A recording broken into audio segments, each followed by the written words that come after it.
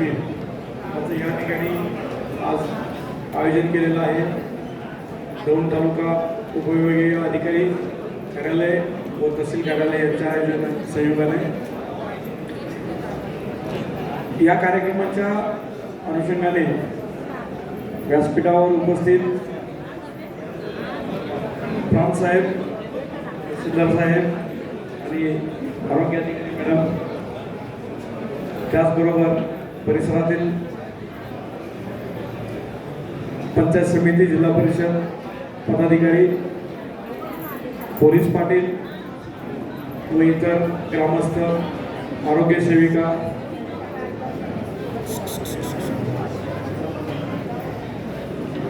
एक शासनाचे जे काही प्रोजेक्ट आहेत त्या प्रोजेक्टच्या अनुषंगाने सर्व जनतेला त्यांचे जे काही प्रलंबित कामं असतील, फेरफार असतील, सातबार जे हे असतील, शिलापत्रिका असतील, अशी कामं एकाच ठिकाणी एकाच वेळी एका शिबिरात देण्याचं हे छत्रपती शिवाजी महाराजांच्या नावाने एक महाराजस्व अभियान महाराष्ट्र शासनाने चालू केलेलं आहे। त्या अनुषंगाने पोलीस विभागाचं पण एक हे आहे। यात हे जे सर्व शेतीशी संबंधित वाद आहेत, कुणी ते वाद बोलू नका ते वाद महसूल विभागाशी तिथे गर्दी काय बंद करा निगडीत असतील तरी पण ते वाद म्हणल्यानंतर पोलीस स्टेशनला येतोच। सर्वसाधारणतः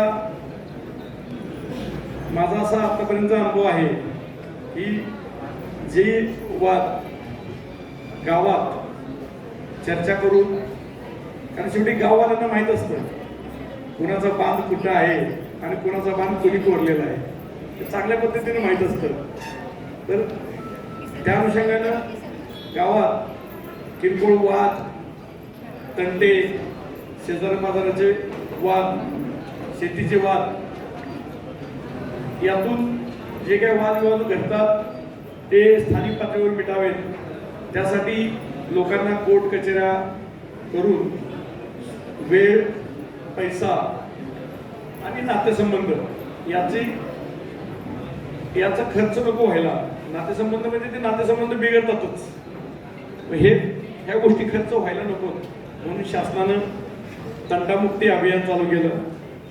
ते तंटामुक्ती अभियान चांगल्या पद्धतीनं ग्रामीण भागापर्यंत हे झालं, परंतु कुठल्याही योजनेचा किंवा कुठल्याही जे काही शासन चांगल्या उद्देशानं काम करत असतं त्यातही नंतर काही ठराविक कालावधीनंतर कायदेशीर अडचणी तयार होतात आणि त्यातून मग पुन्हा त्या ज्या समित्या असतात त्या समित्या किंवा त्यांचं महत्त्व हे थोडंफार कमी होत जातं आणि त्यातून पुन्हा वाद वाढतात, पुन्हा कोर्ट कचेऱ्या, पैशाचा अपव्यय, या सगळ्या गोष्टी होत राहतात। तर पोलीस प्रशासनाच्या वतीनं हे जे तंटामुक्ती अभियान आहे किंवा स्थानिक पातळीवर गावातल्या लोकांना ज्या गोष्टी प्रॉपर माहिती असतात ग्रामीण भागातच बसून चांगल्या पद्धतीने त्या मिटणं अपेक्षित आहे। त्यासाठी आमचे बीट अंमलदार असतात, बीट अधिकारी असतात, वेळ प्रसंगी ज्या ठिकाणी आवश्यक आहे त्या ठिकाणी आम्ही किंवा तहसीलदार साहेब, प्रांत साहेब किंवा त्यांचे महसूलचे अधिकारी अंमलदार हे काम करत असतात। हा जर विषय काही ठराविक लेवलला तो ग्रामीण भागातच स्थगित झाला तर आपले नातेसंबंध पण चांगले राहतात, त्याचबरोबर पैशाचा अपव्यय, वेळेचा अपव्यय हाही चांगल्या पद्धतीनं वाचतो। फक्त यात शेवटी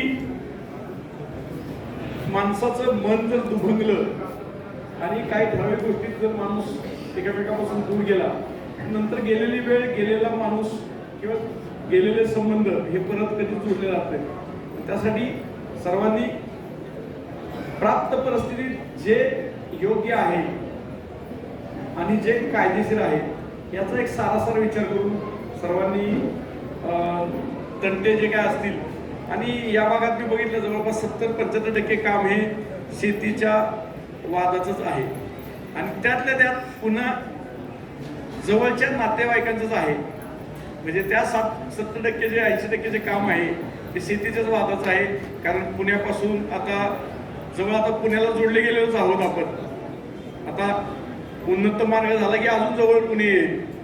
त्यामुळं इथल्या जागांचे भाव वाढलेले आहेत, जागांचं क्षेत्र कमी झालेलं आहे आणि त्यामुळं साहजिकच प्रत्येकाला इंच जागा अत्यंत महत्त्वाची वाटू लागलेली आहे आणि त्यातूनच मग वादविवाद समज गैरसमज हे वाढलेले आहेत आणि त्यामुळं सगळ्यात जास्त वाद म्हणजे ते 70-75% जे वाद आहेत ते शेतीचेच आहेत. पोलीस ठाण्यात येणारे की जे उलटार्थाने कायदेशीररित्या ते दिवाणी बाब असते, परंतु त्याला मग लोक नातेसंबंध पण बघत नाहीत.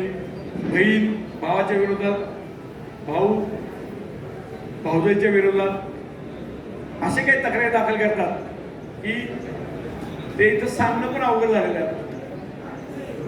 किमान आणि त्या ज्या 70-75% ह्याच्यात आहेत ते 80-90% हेच वाद आहेत. बहीण भावंडांचेच वाद आहेत, भावाभावांचे वाद आहेत, चुलता पुतण्यांचे वाद आहेत शेतीचे. आणि सर्वसाधारणतः इथं पुढे बसलेले किंवा पोलीस पाटील आहेत, सगळ्यांना हे माहिती आहे की आपण तिथं जेव्हा येतो तिथं चर्चा करतो त्यावेळी हाच विषय असतो की जो विषय घरात 4 चौकटीच्या आत बसून मिटण्यासारखा आहे, घराच्या ओसरीवर मिटण्यासारखा आहे, अगदी गेला बाजार पारावर मिटण्यासारखा आहे गावाच्या. परंतु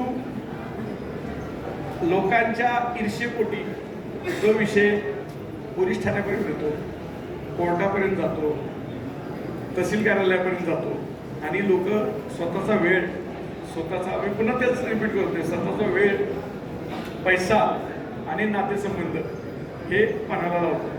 तर आजच्या या महत्त्वाच्या दिवशी किंवा या शिबिराच्या ह्याच्यात माझं सर्वांना एक आव्हान आहे की जे विषय तुमच्या लेवलवर जे शेतीचे, कारण सगळ्यांना सगळं माहिती आहे, असं आता कोणी अनामित नाही की साहेब हे माहीतच नव्हतं मला हा बांध कुठं आहे हे माहीतच नव्हतं. कारण काय होतं, बांध कोरायचेच आता जवळपास हे झालेले पद्धत वाढलेली आहे. आपण रस्त्यात जाताना पण बघतो, सर्वसाधारणतः डांबरी रस्त्यात एक 5 फूट जागा सोडतात ना दोन्ही बाजूला, किमान हे टेक्निकली मी नाही सांगू शकत, पण 5 फूट सोडतात. परंतु कित्येक ठिकाणी डांबरी रस्त्याच्या कडेलाच ऊस असा वर आलेला असतो. म्हणजे लोकांच्या ह्या ज्या अभिलाषा वाढलेल्या आहेत त्या काही कमी होणार नाही. शेवटी समाधान हे मान्यत असतं, म्हणून त्यात आहे बघा, महाराजस्व समाधान हे मान्यता आहे. कुणाला काय पाहिजे हे प्रत्येकाच्या अपेक्षा आहेत. त्या अपेक्षा पूर्ण होण्यासाठी आपण काय गमावतो आहे हे प्रत्येकानं लक्षात ठेवलं पाहिजे. शेवटी काय, आमच्यापर्यंत आल्यानंतर आम्ही ते कायदेशीर बाबीवर बघणार. तहसीलदार साहेब किंवा प्रांतसाहेबांच्याकडे जर गेलं आणि भांडणं झाली, काय एकामेकाची डोकं फोडली तर ते मॅडम बाजूला बसले, ते मेडिकल सर्टिफिकेट देणारच. परंतु यातून आपण प्राप्त काय करतो आहोत, मग यातून आपल्याला समाधान मिळतंय का? तर ते समाधान मिळण्यासाठी ते समाधान शिबिर आहे की हे सगळे वाद मिटून ते एका ठिकाणी सिंगल ग्रुप खाली ते लोकांचे मिटावेत, लोकांना समाधान प्राप्त व्हावं आणि एक जे नातेसंबंध आहेत, जे आपली भावकी आहे त्यांच्या सगळ्यांचे व्यवस्थित. कारण हेच काय, ह्याचे परिणाम नंतर इतर गोष्टीत होत जातात. मागणी मग त्यासाठी मग एखादा म्हणतो की आमच्या घराला बाजूला काढलंय, म्हणजे किती परिणाम होतात. मग कोणतरी मग ते कुठेतरी जातात, ते मग लिंबू दोरे ते पण चालू करतात. असे वेगवेगळे परिणाम होत असतात ना ग्रामीण भागात. का चुकीच सांगतोय? बरोबर आहे ना? म्हणजे माणूस विचार कशा पद्धतीने करायला लागलेला आहे, मग त्यात समाधान आहे का? मानसिकता सकारात्मक आहे का नकारात्मक आहे? ह्यातून सुरू होतं. म्हणजे ज्याच्यासाठी समाधान पाहिजे आपल्याला, ते समाधान जर मिळत नसेल तर त्याला काय अर्थ आहे का? म्हणून या आजच्या या शिबिराच्या दिवशी महाराजस्व समाधान छत्रपती शिवाजी महाराजांच्या नावाने त्यासाठी आपण चालू केले की आपल्या महाराष्ट्राचे किंबहुना भारताचे आराध्य दैवत आहे. महाराष्ट्राचं तर आराध्य दैवत निश्चितच आहे की ज्यांच्यामुळं हे स्वराज्य आणि पुढचं हे राज्य हे आपण चांगल्या पद्धतीनं त्यांची प्रेरणा घेऊन आपण हे करतो आहोत. काल तिथीनुसार शिवजयंती पण झालेली आहे. तर माझी प्रशासनाच्या वतीनं सर्वांना विनंती आहे की या महाराजस्व समाधान शिबिराचा आपण छत्रपती शिवाजी महाराजस्व समाधान शिबिराचा आपण चांगल्या पद्धतीने लाभ घ्यावा आणि आपले तंटे बकेडे जे काय वादविवाद असतील ते स्थानिक पातळीवर जास्तीत चांगल्या पद्धतीने मिळतील याचा सर्वांनी सकारात्मक विचार करावा. या शिबिराला आपण सर्वजण आलात याचा चांगल्या पद्धतीने आपण लाभ घ्याल हे आशा व्यक्त करतो. आणि मला या ठिकाणी माझे विचार मांडण्यासाठी माननीय अध्यक्ष पवारसाहेबांनी संधी दिली त्याबद्दल त्यांचे आभार मानतो. धन्यवाद. जय हिंद, जय महाराष्ट्र.